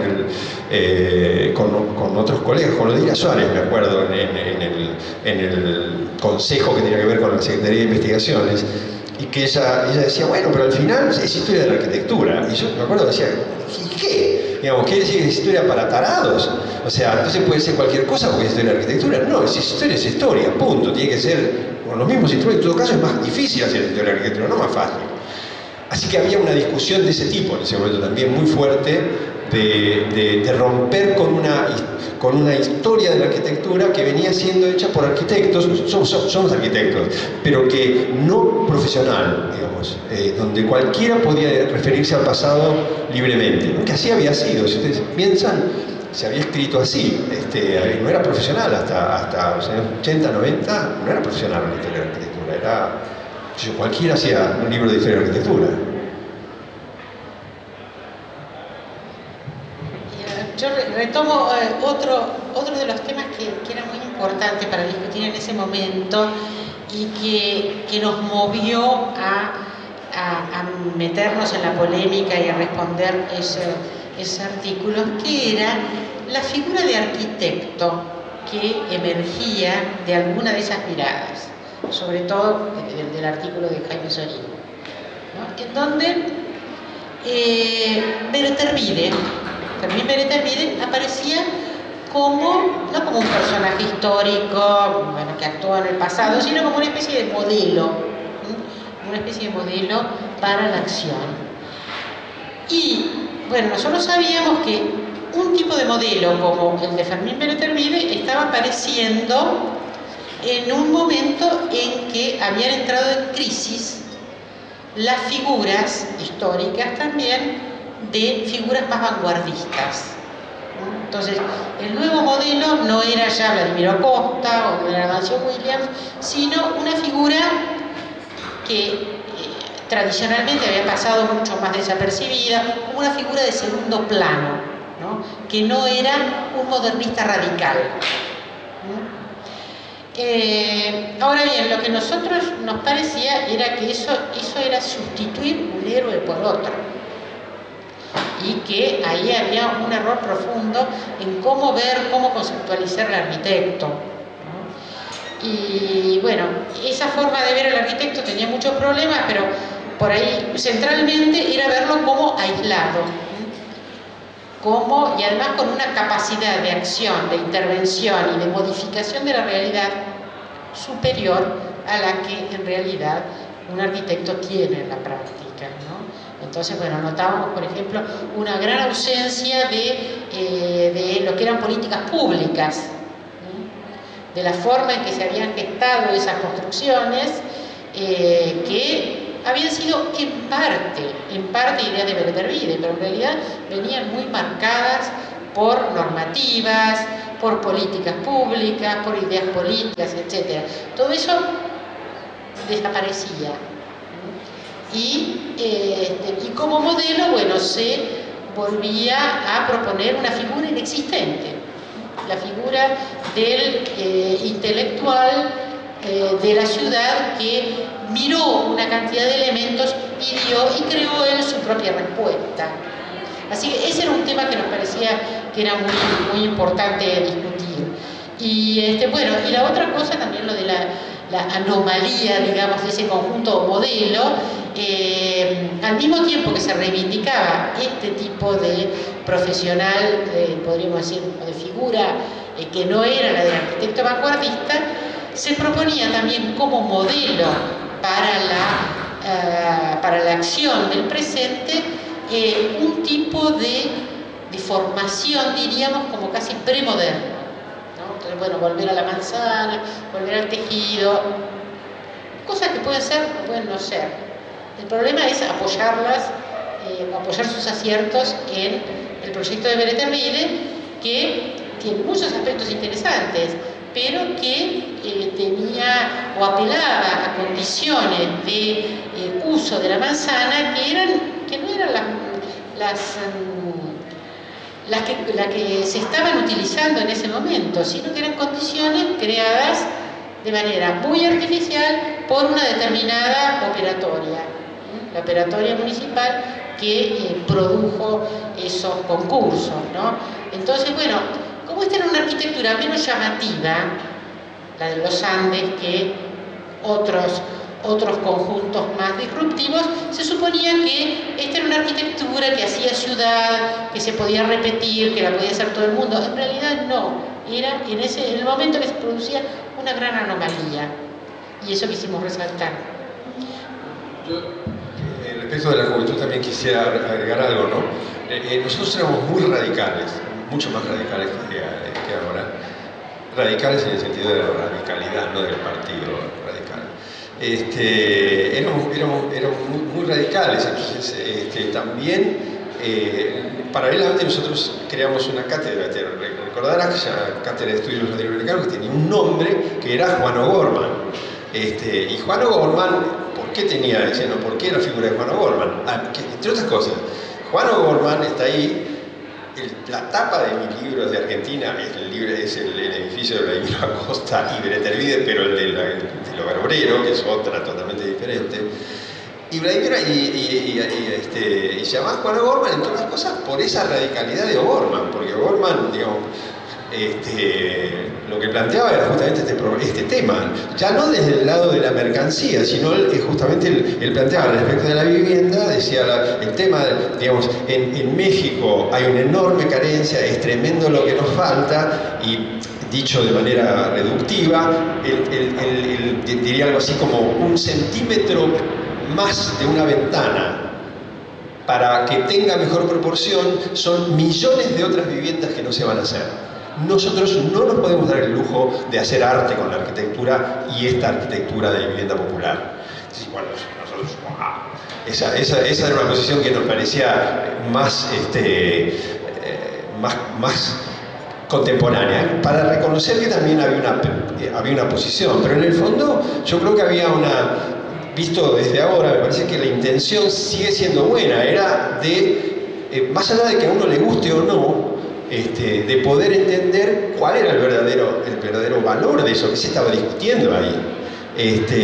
Y había también, hay otro aspecto que me parece muy importante, que está en el texto, pero que lo quiero subrayar, que es la idea de sociedad-comunidad.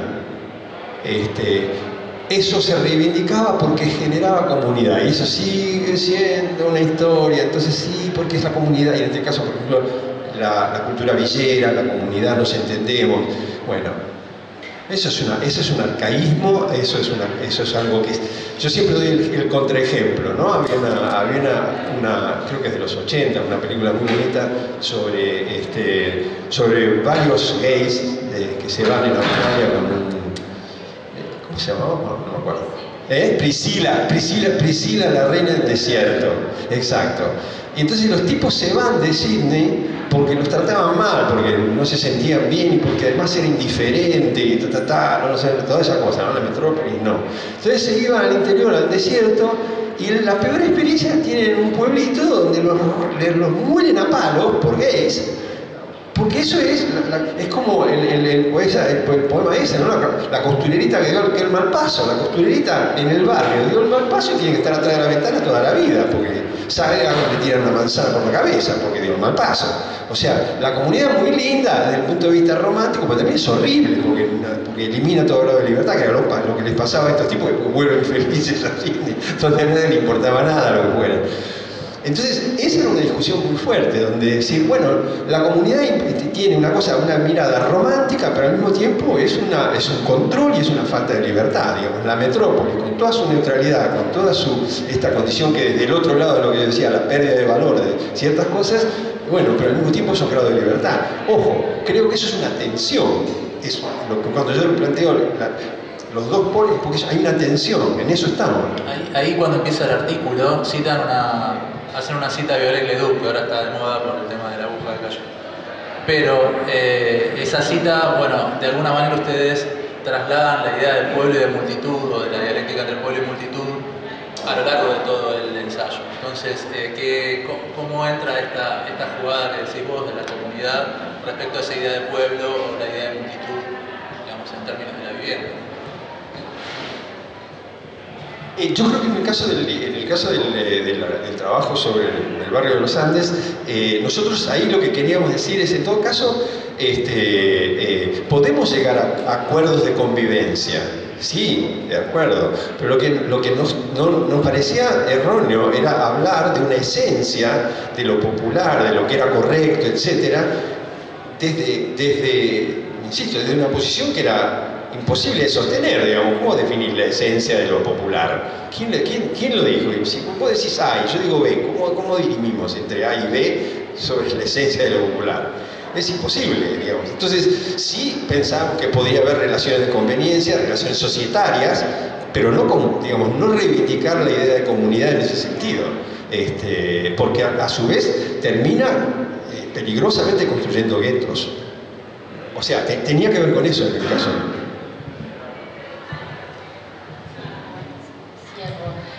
Efectivamente, intentábamos discutir con visiones esencialistas de la comunidad. Y en la forma en que publicamos el artículo en el libro, que aún así quedó complicado, pero le sacamos una parte, porque complicaba más todavía la discusión, y era una discusión con el otro artículo, claro, nos metíamos en una discusión con la visión esencialista, digamos, de los barrios porteños, entendidos como los lugares donde se desarrollaba existía esta visión pacificada de la comunidad, ¿no? Y eso, bueno, estaba en un grupo, estaba desarrollado por un grupo que se llamaba en ese momento Estudio de la Urbe, donde estaban Mario Sahugo, Felipe Iglesias, y bueno, toda esa parte la sacamos, pero apuntaba en esa dirección, ¿no es cierto?, en no crear mitos, lo cual no quiere decir no reconocer calidades por ahí morfológicas o de calidad de vida de un barrio, no quiere decir eso, quiere decir no pensar que en el barrio existe tal cosa como el alma de la ciudad o el alma de la comunidad, o que vamos a controlar la metrópolis creando mitos barriales. Eso era lo que tratábamos de discutir. No sé si queda claro. Bueno, hay muchísimas preguntas, pero queremos que participen los que vinieron a ver si hay alguien que tenga algo para preguntar. ¿Quieres hacer alguna pregunta? Sí. No sé, yo Acércate.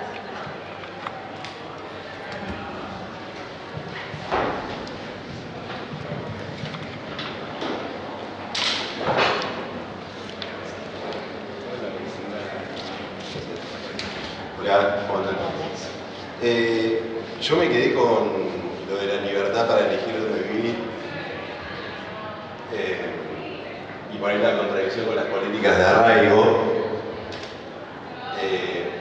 A mí un poco me ha servido, la libertad para elegir, sabiendo que el acceso al suelo, es privilegiar en las ciudades, ¿no? Hay una concentración del suelo y un acceso muy restrictivo.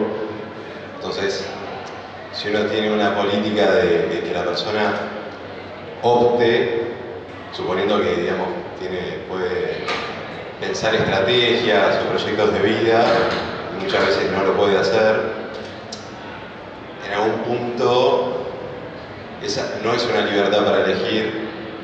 Y también el gasto social que invierte el Estado se podía redestinar a brindar los servicios, y esto que dicen como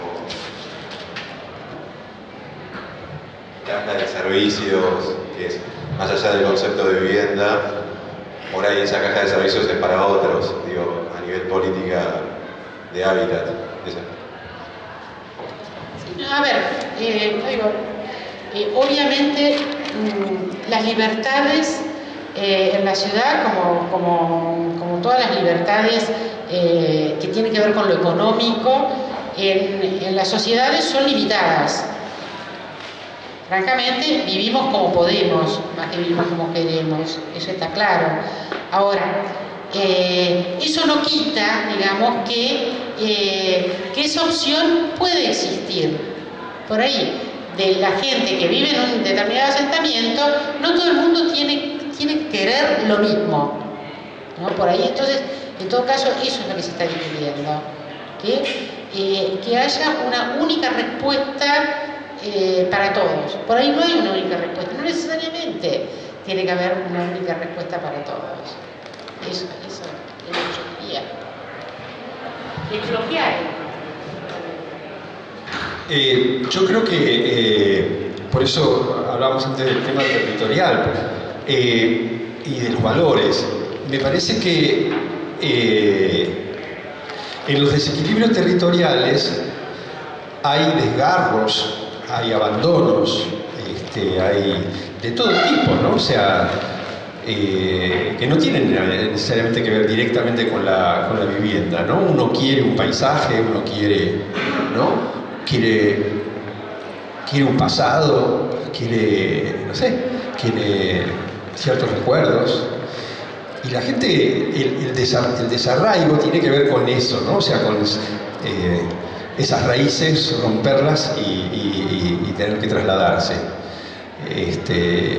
Y yo creo que, cuando digo que tiene que haber políticas territoriales, es porque me parece que yo tendería a pensar que para mucha gente, no para todo, teniendo en cuenta que hay generaciones formadas de otra manera, pero todavía para mucha gente sería un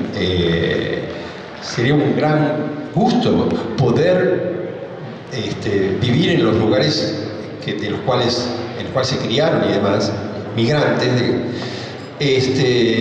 Pero claro, para que eso ocurra, entiendo lo que voy a decir, para que eso ocurra, tienen que pasar distintas cosas. Contamos con algo muy importante y muy bueno, que es la tecnología. Es decir,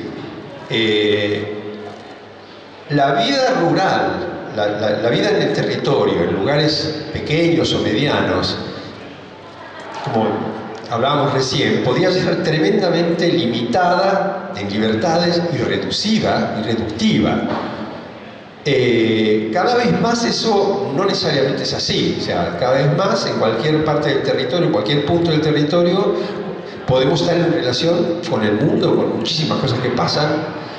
Y después hay políticas de Estado. Yo recuerdo, se los criticó mucho a cierto momento del socialismo español, del posfranquismo, porque invertía mucho en cosas de arquitectura, pero que invertía, por ejemplo, metieron centros culturales, museos en los lugares más insólitos de España, en lugares acá, allá, muchísimos lugares, pero a mí me parece que esas eran políticas que tenían que ver con esto, o sea, tenían que ver con un sistema en el cual no necesariamente un buen concierto hay que ir a escucharlo al Colón. Porque como pasó en Venezuela, por ejemplo, donde se crearon orquestas de jóvenes, y eso fue muy impulsado en estos últimos años, eso puede ser una política estatal y hacer que la música, de cualquier tipo que se quiera, pueda circular y pueda llegar. Hay muchas maneras de hacer metropolitano lo que antes solo la metrópolis concentrada podía hacer. La definición de la metrópolis que a mí más me gusta es que fue un invento humano que permitía la máxima aceleración del ciclo de producción a consumo, digamos, y su cierre. Era ahí, digamos, y el artefacto más veloz de todos, el más eficiente de todos es el rascacielos, digamos, ¿no? Donde los ascensores van a muchísima más velocidad, etc. Eso que fue ese producto, esa cosa de piedra que hicimos, digamos, que fueron las grandes metrópolis, no son necesariamente ya tan necesarias. Pueden pasar otras cosas. Entonces, y pasan más cosas. Yo creo que, por ejemplo, y en otros países pasa, hay políticas de arraigo de las personas de edad, como se llama la gente que tiene mis años, para no llamarlos viejos, en situaciones más apacibles que las de la gran densidad de las grandes metrópolis. Hay políticas de este tipo en Francia, por ejemplo. Y ustedes saben, digamos, hay un tejido territorial en Europa que lo permite eso. O sea, uno puede vivir en un pueblito de Morondanga y estar en el mundo igual. Digamos, entonces, cuando yo digo que la relación vivienda, ciudad, territorio es fundamental, porque son este tipo de cosas. No se resuelve si no se piensa así, no se resuelve. Y por cierto que hay desigualdades, pero justamente para eso está el Estado, para eso están las políticas, y para eso está lo que yo decía al principio. El problema no es un problema de la vivienda, el problema es el problema del salario. En todo caso, es la gente que tiene que vivir mejor, tener ingresos más dignos, y en ese contexto tener esos grados de libertad relativos, como siempre, por ejemplo, esto, y es más, en un país como la Argentina, digamos, hay todo el territorio está por repensar, por repoblar, y yo no entiendo por qué seguimos, además es una cosa que a mí me preocupa. Buenos Aires concentra la mayor intensidad de energía intelectual de la República, y seguimos, en la mayor parte de los casos, concentrando nuestros esfuerzos en pensar Buenos Aires. Yo creo que no, yo creo que tendría que ser esa energía, tendría que ser pensar a la Argentina, porque los principales recursos intelectuales de Argentina están acá, están en esta ciudad. Entonces me parece que hay cuestiones, hay temas del territorio que son fundamentales. Por ahí es más importante pensar eso, pensando el tema de la vivienda, que pensar viviendas. Bueno, porque en última instancia es eso lo que va a determinar si vamos a ir haciendo que ese tema disminuya. Y yo no creo también que las cosas están para quedarse y para siempre. En todas las ciudades ha habido guetos, ha habido situaciones de degradación, de caída, y en las ciudades han encontrado maneras de ir tratando eso, y digamos, los lugares más avanzados, y transformando esas cosas. No necesariamente eso tiene por qué ser así, para nada. Y ojo, yo no estoy hablando, insisto, no estoy hablando de Onganía, digamos, no estoy hablando ni de cachatores, no estoy hablando de echar a nadie. Al contrario, estoy hablando de dar posibilidades, políticas públicas que desarrollen, en fin, lo que acabo de tratar de explicar, digamos.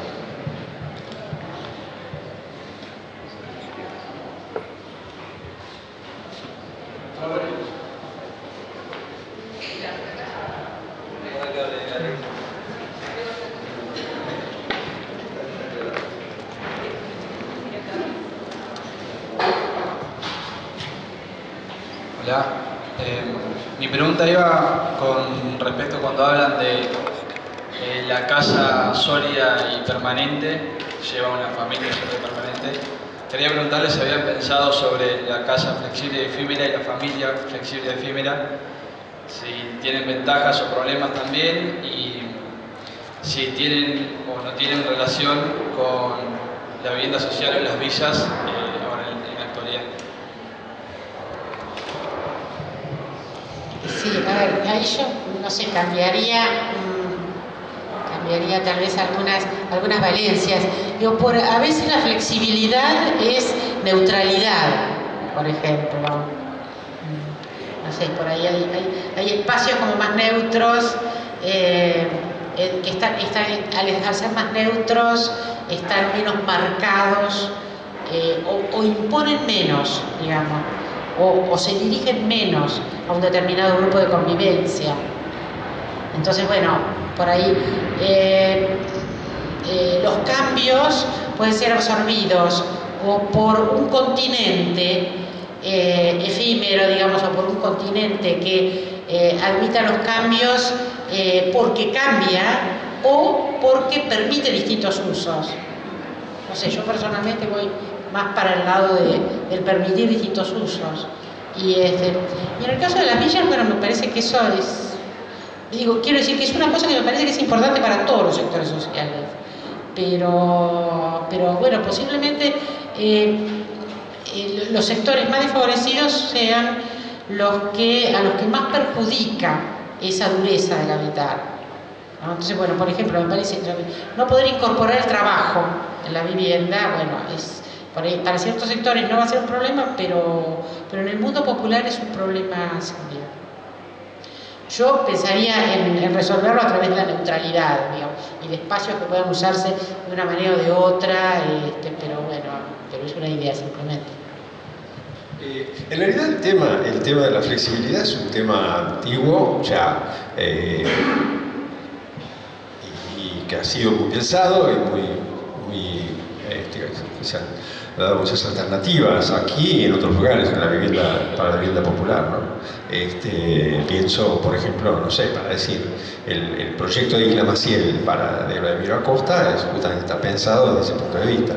El proyecto en otras partes en América Latina, por ejemplo, hay un gran conjunto en San Pablo, de Milano Martigas y Pablo Méndez de Roche y demás,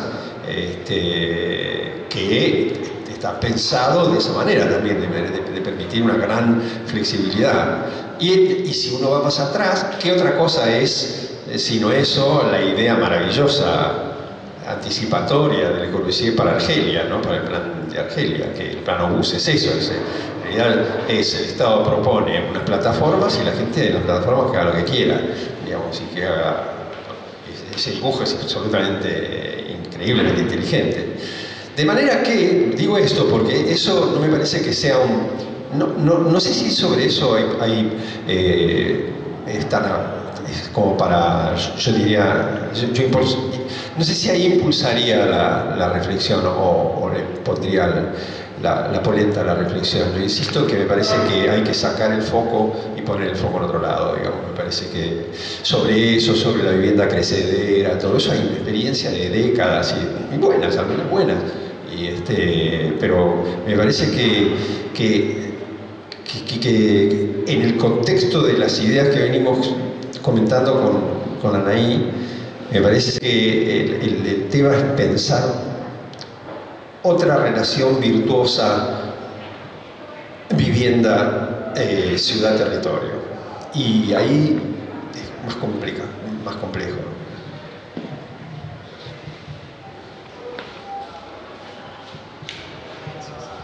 Hola, volviendo al tema de las villas, yo quería consultarles lo siguiente, porque de alguna manera lo que ustedes en el libro trazan es una genealogía de la vivienda en la Argentina y la relación con la política, y podemos encontrar como ciertas coherencias entre los discursos de cada época, la política de vivienda y también los paradigmas, generalmente del hemisferio norte, llevados a nuestro contexto, ya sea de la Comisión de Casas Baratas, el irigoyenismo, los paradigmas yuxtapuestos del peronismo, los planes de erradicación de villas.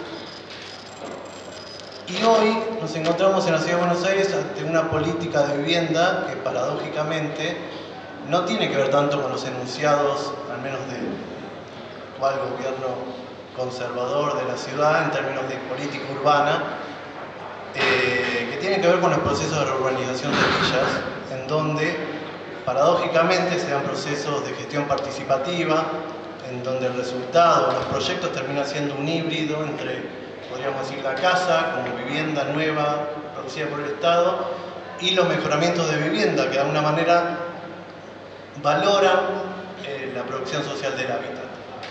Entonces, esta especie de disyunción entre los enunciados o los discursos y la materialización de la visibilidad, quería preguntarles si ustedes la ven más como una anomalía del sistema o como precisamente una política focalizada a normalizar esa multitud que aparece en lugares, algunos muy estratégicos de la ciudad. Es un muy buen punto el tuyo. Siempre me he preguntado, me sigo preguntando acerca de esta extraña coincidencia entre la izquierda y la derecha acerca de las políticas para los asentamientos precarios. Y no me parece que sea una anomalía. O sea, me parece que Foucaultianamente diría que los paradigmas que se construyeron en la década del 70 acerca de la radicación versus la erradicación siguen siendo vigentes, eso es todo. O sea, y por eso digo Foucaultianamente porque atraviesa, no es una derecha o de izquierda, esos paradigmas se han instalado. Es más, se sacaron el Pritzker. Ese paradigma se sacó el Pritzker. Ese paradigma se elaboró en los 70 y tiene tal fuerza que la élite de los comillas de los arquitectos a nivel mundial le dio a un señor el premio al más importante arquitecto del mundo por hacer eso, seguir haciendo eso. A ese punto está. Es más, después al mismo señor le encargaron la Bienal de Venecia. O sea, se llevó los premios, el primero, segundo, entró con todo, digamos. Y creo que lo señalo como porque me parece que ahí en esos años y en general, no solamente en la Argentina, se instaló para los países, no diría pobres, pero con dificultades de desarrollo, para decir así, se instaló que ese es y eso no es. También diría, planteado a nivel internacional, a nivel mundial, eso no es por casualidad. En los años 70, iba a decir 73, creo que 74 o por allí, no recuerdo exactamente la fecha, el Banco Mundial pegó un viraje histórico. El Banco Mundial no daba préstamos para ninguna cosa, no daba préstamos para vivienda. porque no era inversión en el desarrollo, era gasto. Y no daba préstamo, nunca dio préstamo. Pero bajo la dirección de McNamara, que fue el secretario de Defensa del presidente Kennedy y después del presidente Johnson, el tipo que dirigió la guerra de Vietnam, ese tipo a la cabeza del Banco Mundial cambió el paradigma e hizo que el Banco Mundial empezara a financiar no proyectos de gran densidad o cosas por el estilo, sino justamente microproyectos de este tipo sobre la base de la vivienda que cedera, la autoconstrucción, etcétera, etcétera. Y eso después se instaló, él fue el primero en esta herencia que lo instaló en Naciones Unidas. Ese es el espíritu profundo de Habitat. Eso es lo que Habitat ha diseminado en el planeta como solución. O sea, nosotros estamos dentro de ese gran... y eso se compró en todas partes, no es derecha o izquierda. Y estamos en eso. Y justamente, ¿de qué manera sale uno de eso? Bueno, hay que hacer acciones, pero para hacer esas acciones hay que pensar,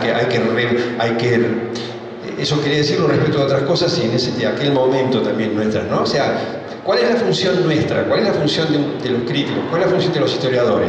Ir a la historia, mirar la historia de frente, buscarla en serio, con todos los datos que sean posibles. Uno se puede equivocar, pero hacer ese esfuerzo con la idea de desmontar esos mitos, de romper esos mitos. Después, no somos nosotros los que tenemos que decir cuáles son las alternativas positivas. Podemos intuir algún camino, pero me parece, digamos, eso es lo que yo promuevo, digamos, de pensar en esa otra escala, de esa otra manera el problema. Porque si no, seguimos instalados. No ser, digamos, no es que, como la famosa frase de Nietzsche, ¿no? Hay palabras duras como piedras, difíciles de romper. En este caso es un concepto duro como piedra.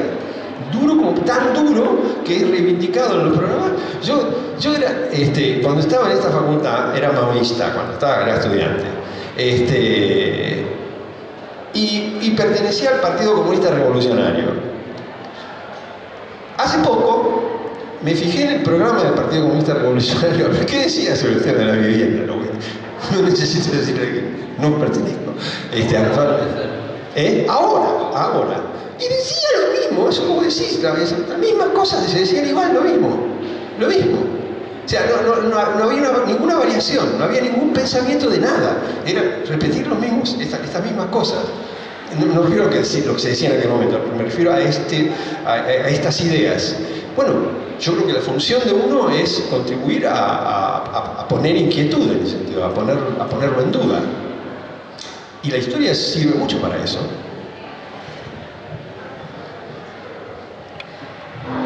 Sí, en ese sentido, me parece que lo que vimos nosotros, tomando las políticas sobre las villas, es que en muchos momentos, las políticas sobre las villas, en relación con la política que las estaba llevando adelante, no era obvia, ¿no? En muchos momentos. No sé, por ejemplo, que el peronismo histórico, les hablo, el peronismo de los años 40 y 50, no haya tenido una política para las villas, es un dato que uno en primera instancia podría decir, es paradójico. ¿Por qué este gobierno que estaba tan interesado en el mejoramiento de lo popular no se ocupaba de los asentamientos? Bueno, hay razones para eso, pero ¿cuál es la base de encontrar esas razones? Que las políticas urbanas no son un reflejo de la política nacional, sino que, bueno, tienen particularidades, tienen su historia, tienen cruces con otras variables que hacen que sean distintas. Si pensamos, otro ejemplo, en las políticas de vivienda durante el peronismo, ya el peronismo de los años 70, ahí teníamos el Ministerio de Bienestar Social, que promovía los grandes conjuntos, como Soldati, por ejemplo, el llamado Fuerte Apache, para erradicar villas, por un lado, política del Estado, y por otro lado, los grupos de base del peronismo actuando en radicación, ¿no? Y bueno, dentro del mismo gobierno pasaron estas dos cosas, o sea que ahí hay relaciones muy complejas. Pero vuelvo sobre esto que dice Pancho, de que, bueno, nosotros tratamos, ya tratamos de llamar la atención sobre cosas que deberían hacernos pensar o mostrar que los problemas pueden pensarse de maneras muy diversas. En ese sentido, la palabra erradicación, por muchos motivos, quedó desde hace décadas como una mala palabra. O sea, si uno propone erradicar, es cacciatore, ¿no? Quedó anclado en la dictadura. La dictadura efectivamente hizo erradicaciones forzosas, ¿no? Y bueno, eso obviamente es inadmisible. Pero que hayan existido esas erradicaciones forzosas por parte de gobiernos autoritarios, tal vez no debería hacernos perder la erradicación como un instrumento más, como un instrumento técnico que en determinadas condiciones políticas y sociales puede funcionar de una manera no autoritaria necesariamente, ¿no? Entonces, bueno, creo que por esa asociación con la dictadura perdimos un instrumento posible que se puede combinar con otros. Sí, no, quería decir algo que me vino a la memoria y que tiene que ver con tu pregunta acerca de en otros lugares y la resolución de esos temas, y a la afirmación que me pareció fuerte de Anaí de que, bueno, eso está acá digamos, preguntarme sobre eso me llevó a tratar de estudiar algo que es difícil de estudiar, que es qué pasó con estos asentamientos en el resto del mundo. No en el mundo con problemas de desarrollo, en el mundo desarrollado. Y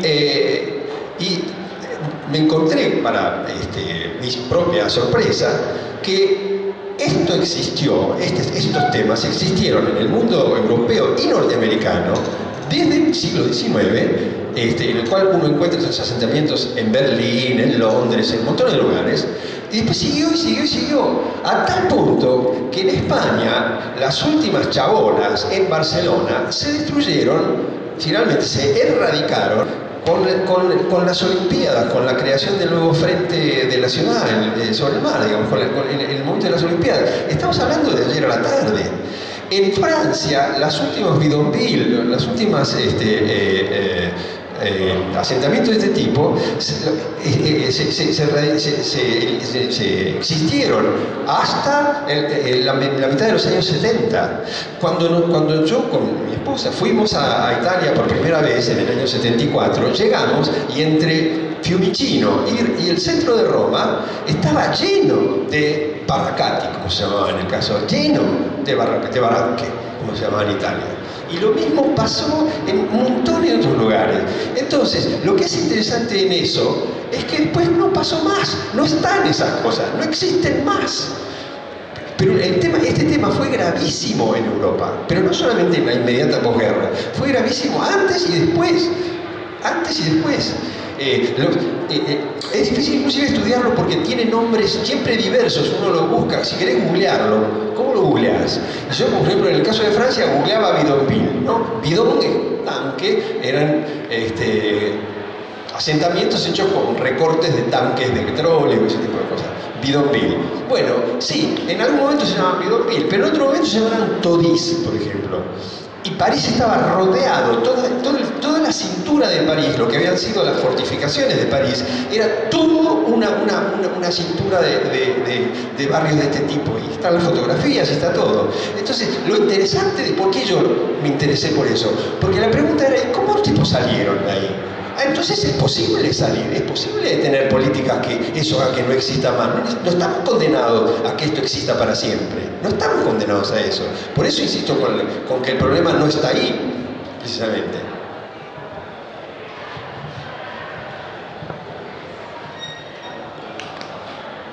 ¿Alguna pregunta? Muchas gracias, Anaí. Muchas gracias, Pancho. Como dijimos la vez pasada, nosotros somos fans de ustedes también, así que tratamos de traer gente que admiramos y que puede mostrar su trabajo de 30 años como este libro. Así que bueno, muchas gracias, aplausos.